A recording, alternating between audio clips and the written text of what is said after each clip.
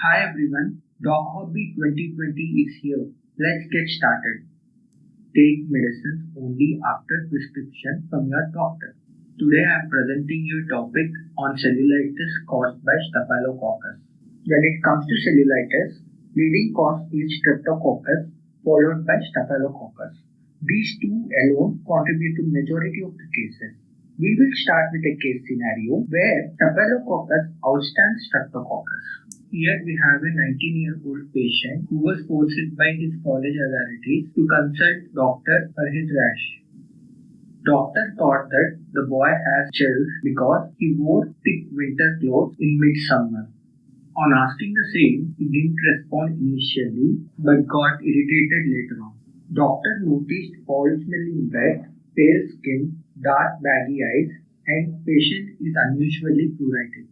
Warden complains that boy used to be a bright student and is a lead player in basketball team, but now he struggles to complete his semester, doesn't attend classes, and easily picks a fight with others. Doctor told warden to wait outside.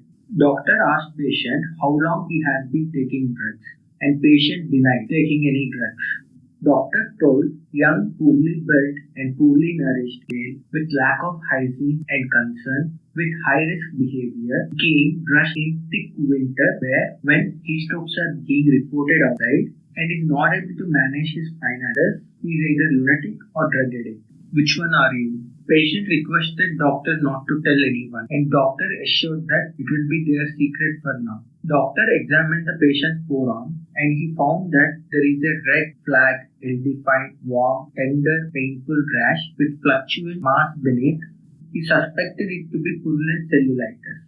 Normally, cellulitis is a non-necrotizing inflammation of skin and subcutaneous tissue. Here in purulent cellulitis, there will be accumulation of pus and this pus is mostly due to Staphylococcus. Now, risk factors for purulent cellulitis are advancing age, comorbidities like diabetes, history of surgeries like mastectomy or any underlying skin disease, nasal carriers of Staphylococcus, injectable drug abusers. Patient is emaciated, semi-conscious, with normal vitals, with signs of drug abuse like pinpoint pupils, needle track signs on forearm, with signs of malnutrition like cheilitis, ball tongue, pallor, with signs of lack of personal hygiene like plaques present on the teeth, gums are swollen and red, long and dirty nails.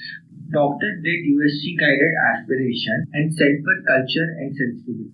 Severe diseases include widespread rash, abnormal vitals, require further investigations like blood culture, CBC with differential, which shows leukocytosis or leukopenia, creatinine, bicarbonate, C-reactive protein, and ESR elevated. Admit the patient if there is significant shift to the left in CBC and differential, and when creatinine is significantly elevated, if bicarbonate is significantly low, and C-reactive protein is significantly elevated. Culture can isolate any of the three, which include methicillin-resistant Staphylococcus aureus, both community-acquired or hospital-acquired, methicillin-sensitive Staphylococcus aureus. If it is mild like in our patient, aspirate the pus and give doxycycline, which covers community-acquired methicillin-resistant Staphylococcus aureus. In case it is severe infection with methicillin-sensitive strain, start on oxacillin. If it is methicillin-resistant strain and severe infection, start on vancomycin. If it is sensitive strain but is allergic to penicillin, then start on cefazolin. Advise the patient that there might be increased redness during the start of the treatment and it is normal. Ask him to come after 2 days for assessment. Tell him to come immediately if pain increases or rash spreads to a wider area or if he is having fever or chills and decreased urine or dark colored urine. Our patient requires counseling and intervention to prevent drug abuse, nutritional rehabilitation, and screening for HIV and hepatitis. How do you manage if the same clinical scenario comes to you? My sincere request to drug addicts, open up yourself in your nearest health facility and seek professional care to relieve yourself from the war you have been fighting between your reality and our reality. Even if what has been discussed so far did not move you, at least use sterile needles because same Staphylococcus is capable of causing life-threatening toxic shock syndrome, and when that happens, it will be your last euphoria. I also request you not to share your needle because it can predispose you to HIV and hepatitis. My request to the entire community, identify the drug addicts based on their behavior patterns as early as possible. Saving one will save all others who interact with him for the rest of his life and who deal with drugs. At least now you feel guilty for what you have done. You threw them into eternal hell and they don't burn there.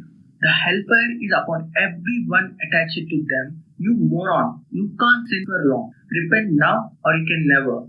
Please feel free to comment, share the video for the message to be spread, like the video and subscribe for more content. Thank you.